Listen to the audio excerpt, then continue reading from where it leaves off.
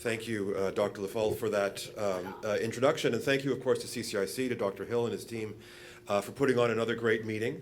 This is quickly becoming one of my favorite meetings of the year, and it's great to see it continue to develop and to continue to include perspectives from clinicians, people in preclinical and clinical medicine, as well as us crazy researchers.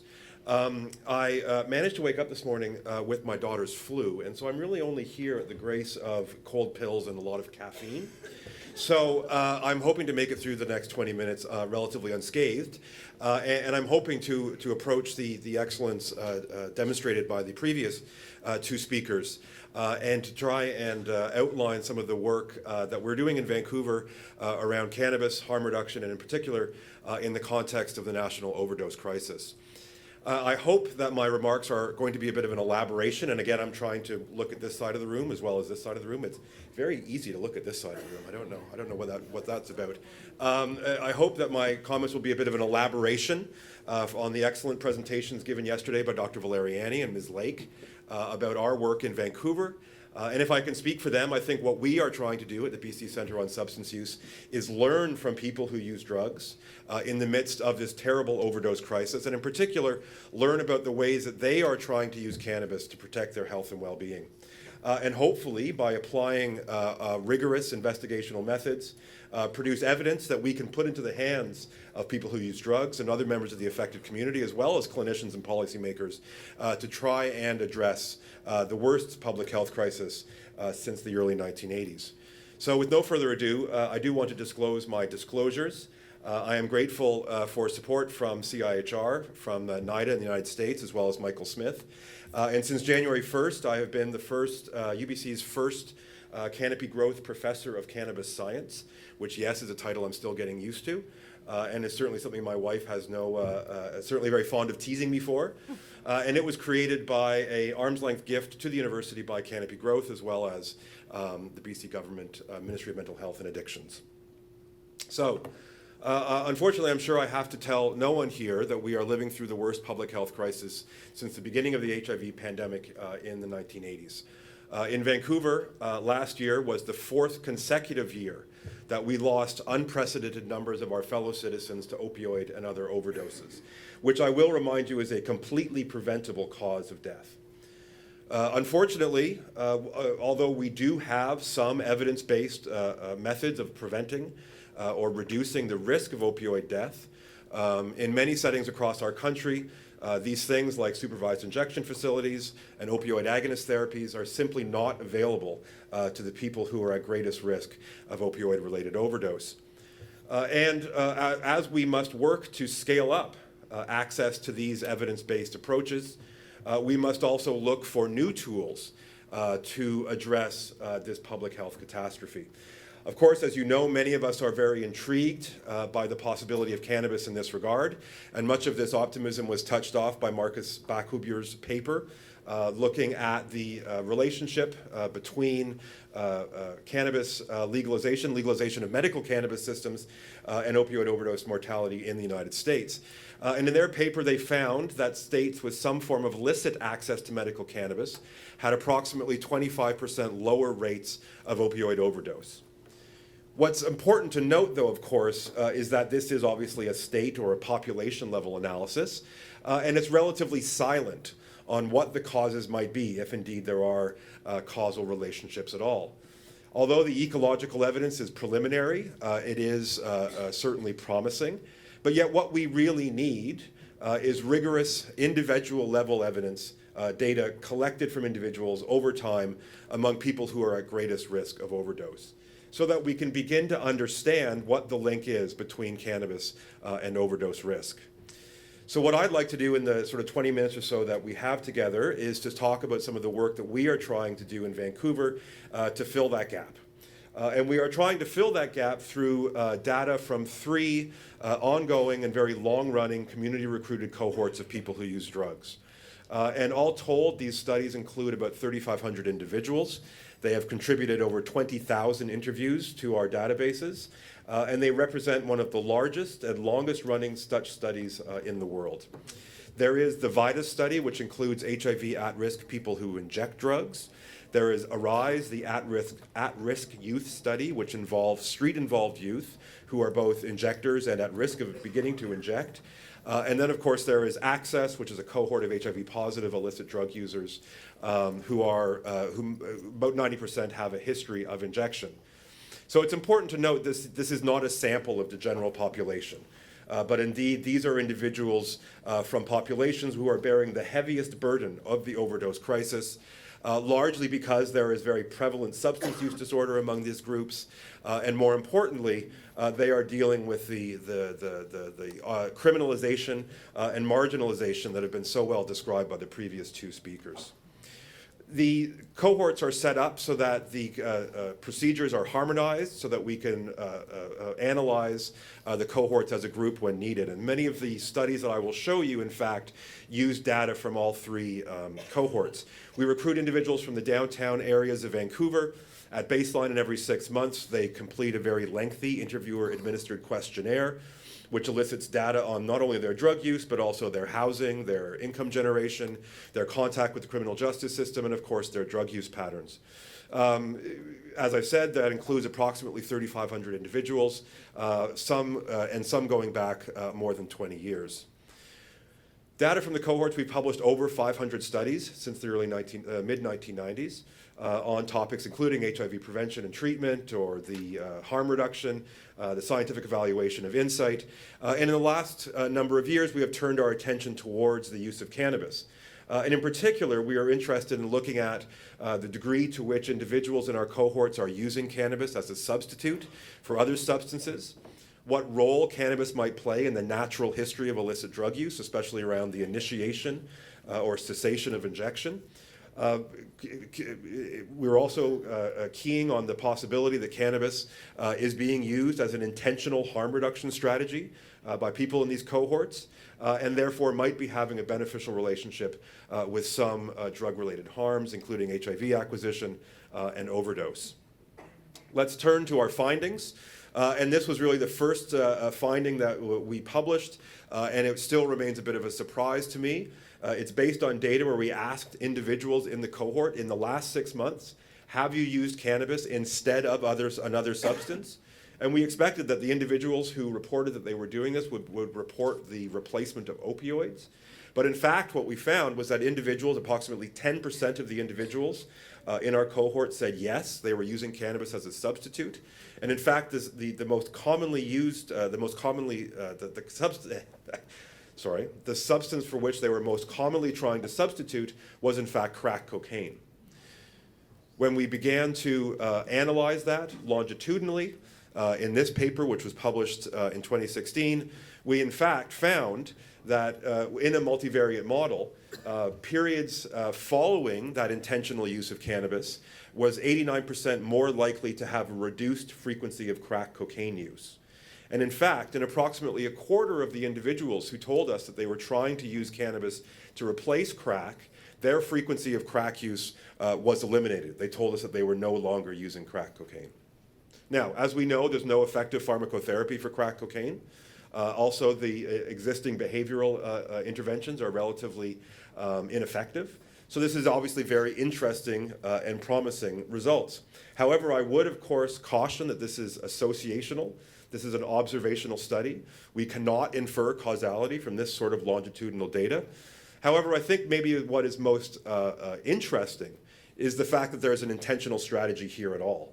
Remember that these individuals were never told by a doctor or a nurse or a school teacher or some other authority that this is what they could be doing, but rather they have tried through their own volition to use cannabis instead of crack cocaine, and our data suggests that this may in fact have been successful.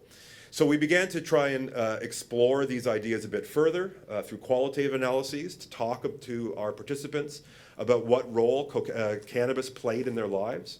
And this was one of the quotes that we gathered from a woman in the street youth cohort who told us that, quote, being on drugs for such a long period of time is like, that's how you're normal. And now when I stopped using, I'm still having a hard time adjusting. It's really hard to deal with, and that's why I started smoking weed. And this kind of testimony came up again and again, that people were turning to cannabis to try and deal with their other substance use. and to try and, in fact, mitigate the effects, the negative effects of withdrawal, especially from opioids. The gateway theory has already come up. I won't belabor that. I will note that milk is a new gateway substance. That's fantastic. Thank you. I usually say that coffee is the gateway substance, but milk is even better. And so what we wanted to do in this study is look at the street youth in our cohort to see what impact cannabis might have in their developing their drug use pathways. And what we found in this study is when we looked at approximately 400 individuals in the street youth cohort who had yet to begun injecting drugs, we found, in fact, that frequent use of cannabis was associated with a longer time to the initiation of injection. Said another way, there were slower rates of initiating injection drug use among people who were using cannabis frequently, at least once a day. Again, we cannot conclude that cannabis was the reason for this apparently protective effect against initiating injection. But I would note that our statistical model was corrected for many of the acknowledged risk factors for beginning to inject drugs. Again, this is an observational study. We cannot infer causality, but it's very interesting that in this population of individuals, we seem to see some support for the idea that cannabis, in fact, is being used effectively as a harm reduction strategy. Clinicians in the room that treat individuals with opioid use disorder know that the picture around cannabis and methadone is relatively unclear. Some studies, in fact, have found that cannabis use on methadone is a predictor or risk factor for disengagement. So we were very interested to find in this study, which was published last year in Addiction, using data from over 800 individuals in our cohorts who are starting opioid agonist therapy. We found, in fact, that using cannabis was associated with better retention in care. And in fact, among the individuals who were starting methadone, if they reported to us that they were using cannabis at least once a day, they were 21% more likely to still be on opioid agonist therapies 6 months later. And in our setting, during the study period, almost all of the agonist therapy delivered was methadone. So again, we're not sure, we cannot conclude that this is a causal relationship, and we're not sure what the effects might be explained by. It's important to note, I think, that in Vancouver, unlike many settings, clinicians are generally not concerned if they find that their patients who are using methadone, in fact, test positive for THC in their urine. This is in contrast to many other settings, when, of course, any evidence of illicit drug use might be taken as a reason to remove individuals from methadone therapy. That might explain our results, although we would like to do more to learn about what role cannabis plays in the lives of people who are engaged in opioid agonist therapy. Finally, our last paper that we've published gets really to the heart of the matter of the current overdose crisis. And in 2016, we began to administer urine drug screens to our participants out of the recognition that for many people, one of the hallmarks of the overdose crisis is that they do not know when they are being exposed to fentanyl. What we found in the study was that individuals who had urine screens positive for cannabis were far less likely to have urine screens positive for fentanyl. And indeed, having a THC positive urine screen was associated with reduced odds of approximately 48% of having a fentanyl positive urine screen. Again, this might be some explanation, this might be some evidence of a substitution effect, people using cannabis instead of opioids in our setting. However, we cannot conclude that that is indeed the case. Although I would point you to Stephanie Lake's very interesting results from yesterday, in which she demonstrated that individuals in our cohorts with chronic pain who are using cannabis are using opioids at a much lower rate. And this is the last slide that I want to show. It is under review, and it is a model looking at the likelihood of non-fatal overdose. And you can see that individuals in our cohort who are using cannabis once a day are far less likely to overdose if they're using cannabis once daily, even though we have adjusted this model for many of the existing risk factors for overdose, including younger age, high-intensity use of opioids, recent incarceration, and homelessness. These are the things which drive overdose in our setting and many others. And so it's very interesting to see that individuals who are using cannabis every day appear to have a much lower risk of suffering a non-fatal overdose. Now, before I try and wrap this up, I do want to acknowledge some of the limitations, probably foremost among them, that this is observational data. And despite whatever fancy statistical approaches we use, we cannot conclude causality here. As well, our cohorts are not randomly recruited, so we're not sure the extent to which they can be generalized to similar groups in other settings. Some of our drug use data in particular is self-reported, so of course it is possibly under the influence of bias and errors. And the time of detection, the detection window for a lot of the urine drug screens will differ by metabolite, so that complicates things a little bit. And maybe most importantly, we have only recently begun to collect data on the specific types of cannabis used by our participants in terms of the THC and CBD concentration, the route of administration, the dose, and the intentionality. And we believe that that is very important data to try and understand these processes better. But what might be going on, keeping in mind those limitations? You know, the first, obviously, being observational research, we have to conclude that maybe there is some unmeasured confounding here. For example, maybe cannabis is a measure of or a proxy for some latent factor, like a lower intensity of dependence or addiction. However, I would point out that many of our statistical models are adjusted for a wide range of those sorts of influences. Maybe cannabis use is substituting for higher risk drug use. It's important to note that despite sort of the urban legend, fentanyl has never been detected amongst cannabis. So even in that sense, cannabis is a far safer drug of choice for individuals at risk of overdose. And maybe we can hypothesize that cannabis might be addressing many of the common comorbidities that go along with the risk of overdose, including dependence, withdrawal, and comorbidities like PTSD, anxiety, depression, or chronic pain. But I think, though, even though we're still not clear on what might be going on, I think that we do have strong evidence to proceed from the observational work that we're doing towards experimental trials.